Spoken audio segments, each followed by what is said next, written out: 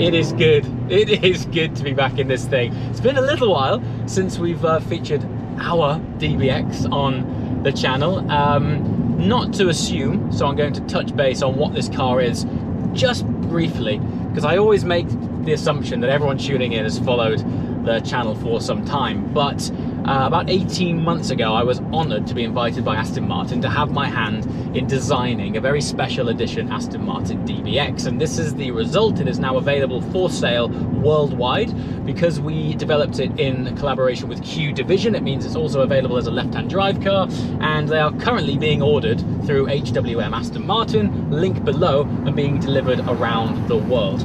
So it's a really special project and great to have it out on the road. But today, why today is special, and basically as the title would suggest, we are filming the most unique Aston Martin ever made, because we're filming an Aston Martin motorbike. You read that and heard that right. Now, it's not strictly only an Aston bike. This is a design and engineering collaboration with a existing motorbike company called Brough Superior, who we will be talking about shortly. Now, what I'm trying to arrange is when we get there, because it's such an iconic building, the Aston Martin HQ in Gaydon, is that we're able to drive this car back into ultimately where it was designed. And I'd love to get it in the atrium, hopefully, alongside this Aston Martin bike, because as far as photo shoots go, this is going to be really, really cool. So we're on our way there now. We're going to immerse you in a brief moment of sexy B-roll, and then we're going to be speaking to none other than Chief Creative Officer of Aston Martin, Marek Reichman himself, to reintroduce him to the car that he ultimately allowed us to build, which is this, and run through what's special about this very awesome superbike.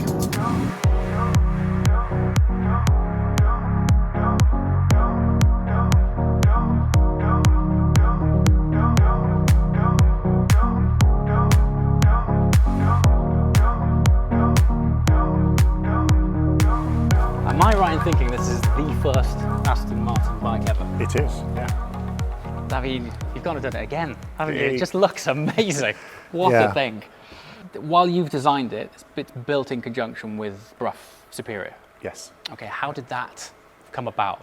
We always, as you know, we choose to partner with, collaborate with simply the best in each field. And Brough Superior, obviously it's a very, very old brand. Yes. And coincidentally, one of our founders was a Brough Superior rider back in the 1920s. So Lionel Martin was a rider of Brough Superiors. Really? In the day, Yes. they were the most spectacular bikes on the planet, you know, in terms of technology. And in fact, today, a Brough Superior from that period is probably the most expensive bike you'd find at auction, over £1 million for one of their models. Crikey. Okay. And today, very similar. They have developed a brand new engine which delivers 180 brake horsepower. The bike itself is 180 kilos, so you're one-to-one. It's a turbocharged engine with 3D printed parts in it. So in terms of tech, Brough Superior is creating the tech, and all built down in the kind of aerospace zone in the south of France. So I was hearing that because it's in the aerospace area, a lot of the component suppliers are aerospace grade, right? So rather than just cosmetic carbon, it's aerospace grade carbon, titanium bolts, things like this. Yeah, absolutely. So everything in terms of nuts, bolts, fixings, fixtures, as I mentioned, the 3D printed titanium cooling fins that you see on the turbocharger, and all of the technology that goes around the engine and its capabilities, and then obviously the chassis, the swing arms, and the grade of carbon fiber that we're using to create, you know, a beautiful form and a beautiful object. It's something that, and it mainly happens with this brand, I find it really hard through the lens to convey the quality, because it's not until you interact with it, everything's billet, you know, everything you interact with and touch is just gorgeous. Yeah, and here, I mean, we're formalists. It's not the narrative of form, it's just the beauty of form. And that's simply what you get when you look at an Aston Martin object, whether that's your DBX or whether it's the AMR B001.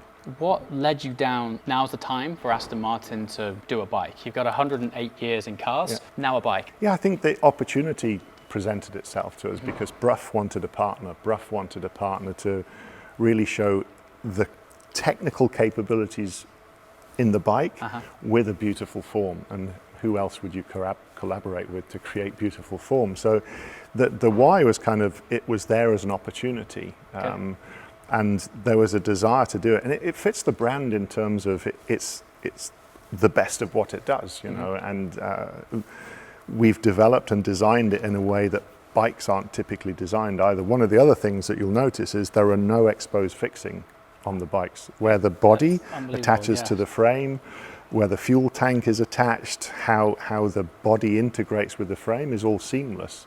And that's the one thing that you don't see on any bike, a superbike. Normally you see a fixing, it's part of the design. We wanted to remove that and just make it about the sculpture of the bike. So only 100 of these being built? Yeah. I know I would imagine since this dropped, the fun fact for you, considering my entire channel is cars, when I came here, and we were probably filming this, you had the Sterling bike, which was the launch edition. Yeah. I was told to not sit on it, but I did. And that photograph was one of my highest engagement and highest liked and highest commented on photos of last year. When people see beautiful form, they can't help but comment on it. And that was, you know, in terms of why do we do it as well, it does develop our form language. It develops the form language in a different context, on a different object that has a different use. But of course, it's movement. This is all about movement. But we can put in, as you mentioned, the materials, whether it's the saddle leathers, the Alcantaras, the broguing that we use, as you mentioned, the machine from billet. This actually hides a lot of the fixings as well, so it's both functional, a very simple rear light, and then the integration of modern technologies. So the actual speedo and readout is an iPhone. So here we're developing the graphic language that you may end up seeing in some of our future products. Okay. So, with it being a track-only bike, talk to me around the aspects that you were able to create that you may otherwise have struggled with if it had to meet a sort of road reg bike. Yeah, obviously front lighting and aero, because here you'll notice that there's a very uniquely developed front aero splitter, which again doesn't often happen on road bikes because you've got obviously the intrusion and inclusion of the front headlamp. So you've got and indicators, etc. So you can pare things down. You can be very minimal.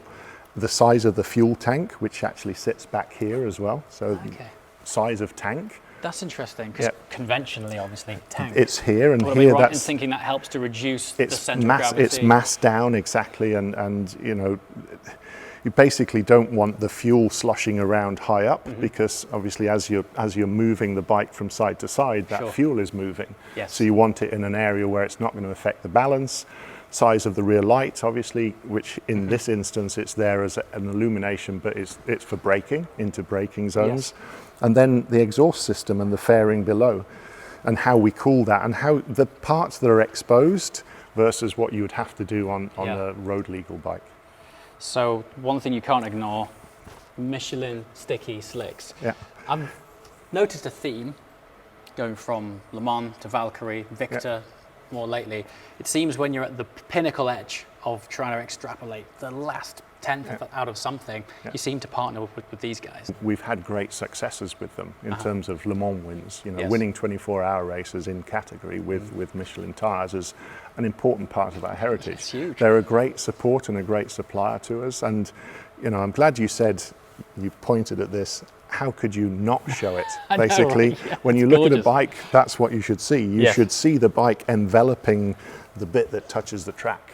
And that's really, everything is pared down to a minimum to point to this beautiful tire, because that's literally what is propelling you around the track in terms of traction on the surface. All of that tire will be used on the track. You know, this is your contact patch, you know, average, but you're going to be contacting all the way down to this edge. That's what you're going to be using. Talk to me about the exhaust, because this also doesn't look standard.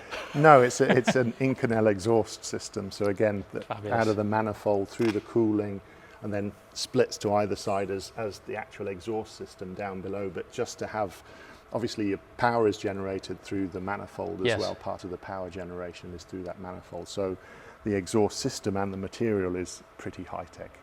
Is it? I mean, even in the car world, Inconel's fairly exclusive. It is. Is it pretty rare on a bike? It's very rare.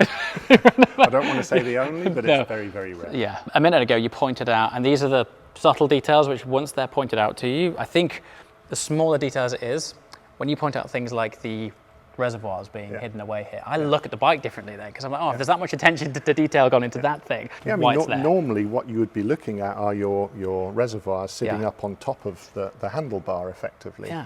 But there's a lot of clutter therefore, and I wanted to reduce clutter and give you this beautiful machined from billet aluminium part, which is a form of casting that's then machined, but hide the reservoirs. So you access them through these hatches, but it gives you a completely clean upper. So you're not visually disturbed by anything on these upper surfaces, and you can concentrate on the graphics that you see here. And let's face it, these are normally the plastic things. Yeah. Oh, they just sort of sit there. That's right. Yeah. They are, with a plastic cap. Yes, that's it. Yeah, of course. I don't want to see that. That way.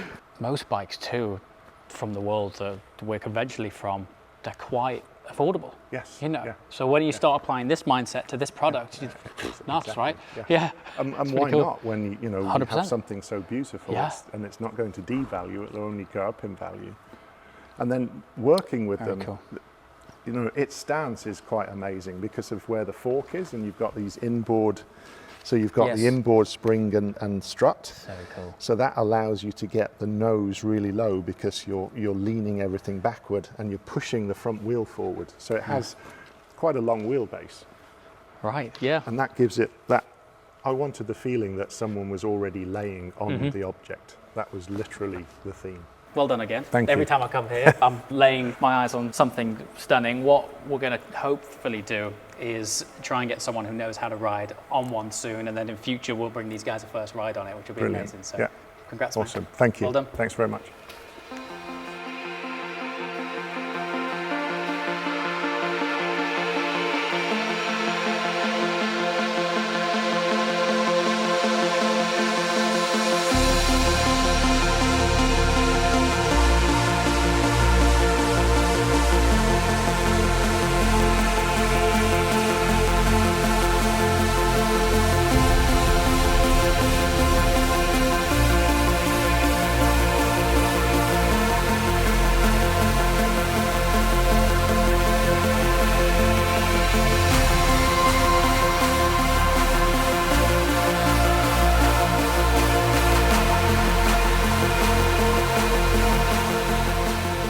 Okay.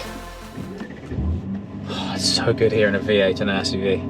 What a thing. So, also, thank you so much to everyone who ordered the brand JWW sunglasses lately. We have started dispatch. We are sending them out to over 60 countries. I think we've had orders from 63 countries, which blew my mind. And it's been humbling, actually, receiving your messages and screenshots of the orders which have landed with you so far. So thank you very much. But that was incredible. It's really cool to see a brand sort of stepping outside of their traditional line of work, as it were, and putting their hand to a superbike. And what a superbike it is. I think it's probably time for me to sign off. As always, questions and comments below. What do you think of the content? What do you think of the concept of an Aston Martin bike? And would you like to see one active at some point? Because I would quite fancy seeing and hearing that thing, because if it sounds as good as it looks, it's going to be particularly special indeed. If you've enjoyed what you've seen, be sure to like the video. If you really like it, be sure to subscribe, and if you really like it, when you do subscribe, hit the little bell and you'll be the first to get an alert as to when new content goes live. As always, thanks for watching, and we shall see you next time. Ciao.